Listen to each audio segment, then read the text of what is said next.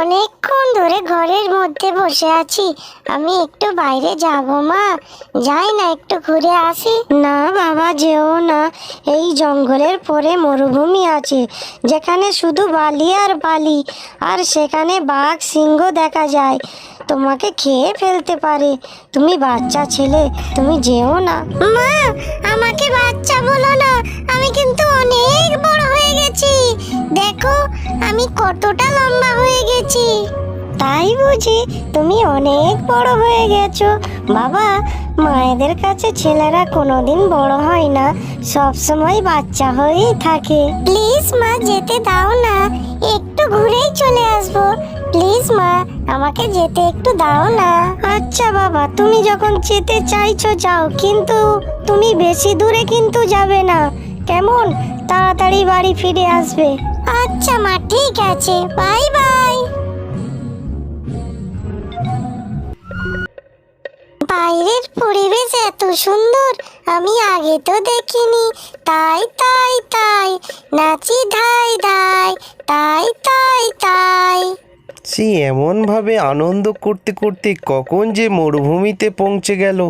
নানান প্রকৃতির দৃশ্য দেখতে দেখতে সে কখনোই ভাবতে পারেনি। হঠাৎ সে বুঝতে পারলো একটা সিংহের গর্জন।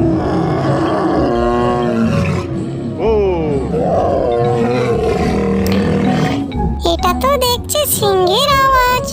মা যেটা বললো সেটা কি সত্যি হবে? আমি কি কোনো হিংস্র জন্তুর সামনে পড়ে গেলাম? বাবা, আমি তো দেখতে পাচ্ছি না, আমি যেন মানুষের গন্ধ পাচ্ছি কোথাও। না, আমাকে একটু দেখতে হবে এপার ওপার।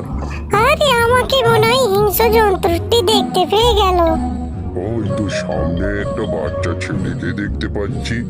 অনেক দিন পর মানুষের মাংস খাবো, আজ ওটাকে দিয়ে লাঞ্চ সেরে ফেলি। হা হা হা হা হা হা হা হা হা হা হা হা হা হা হা। ওরে বাবা, ছুটে পালায়, আমার দিকে তো তেড়ে আসছে।